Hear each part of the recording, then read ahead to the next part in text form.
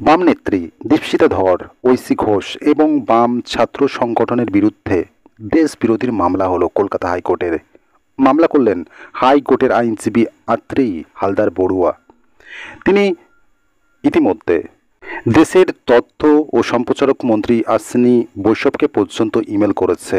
এই দেশ বিরোধী যে প্রোপাগান্ডা চালাচ্ছে দীপশিতা ধর, ঐশী ঘোষ, এদের বিরুদ্ধে অভিযোগ দায়ের করেছেন অশ্বিনী বৈষ্ণবের কাছে এবং কলকাতা হাইকোর্টেও মামলা করেছে।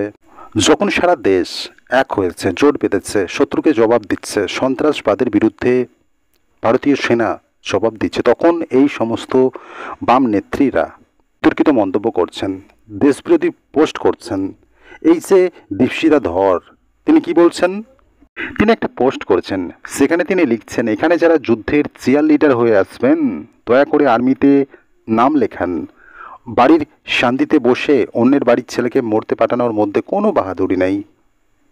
মানে কত বড় দেশবিরোধী কথাবার্তা এই সমস্ত বাম নেত্রীরা বলছে। এগুলো কি কথা? একজন ভারতীয় হিসাবে কি এটা কি বলা যেতে পারে?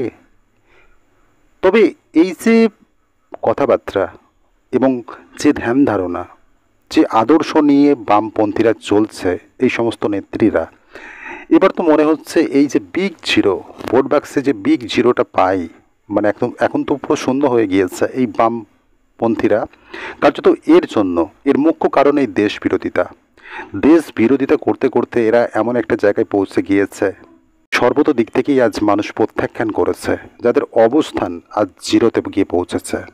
যুদ্ধ আবহে যখন ভারতীয়দের একত্রিত করার একটা বার্তা দেওয়া উচিত ছিল, মানুষের মধ্যে আত্মবিশ্বাস যাতে বজায় থাকে সেই প্রয়াস করবে একজন জনপ্রতিনিধি। তার তো কর্তব্য এটা হয়ে থাকে যে সাধারণ মানুষের মনে আত্মবিশ্বাস বাড়ানো। কিন্তু এই সমস্ত কথা বলে এই সমস্ত বাম নেত্রীরা মানুষের আত্মবিশ্বাসে আঘাত হানছেন, সৈন্যবাহিনীকে অপমান করছেন। কলকাতা হাইকোর্টের যে মামলা হলো এই সমস্ত নেতৃত্বের বিরুদ্ধে, দেশবিরোধীর মামলা হলো, কার্যত এটাই উপযুক্ত জবাব পেল এরা। এদের বিরুদ্ধে দেশদ্রোহীর মামলা হওয়াটাই উচিত। এবং ভোট বাক্সে আগামী দিনে এরা নিঃসন্দেহে আবার বিগজিরোই পাবে। ভবিষ্যতে হয়তোবা আর উঠে দাঁড়াতে পারবে না, কারণ মানুষ, ভারতীয়রা এদেরকে সমর্থন করবে না। এরা যেন কোথাও না কোথাও পাকিস্তানের ভাষা বলছে। আরে হামলাটা হচ্ছে, ভারত প্রত্যাঘাত করছে পাকিস্তানে, তো আঘাতটা কোথায় হচ্ছে? পাকিস্তানে। তো এদের এত কষ্ট কিসের? যদি দেখা হয় ভারতের সামরিক শক্তির কাছে পাকিস্তান কিচ্ছু না। তো এরা যে বলছে নিরাপত্তাহীনতায় ভুগছে, যুদ্ধ থামান, এই সমস্ত বিতর্কিত মন্তব্য করছে, তো ভয়টা কিসের? পাকিস্তান ভারতের কাছে কিছুই না। একটা ইট ছুটতে গিয়ে 10টা ইট খাচ্ছে পাকিস্তান। এখন কোমর ভাঙা অবস্থা পাকিস্তানের। তা সত্ত্বেও এরা কেন এই সমস্ত মন্তব্য করছে?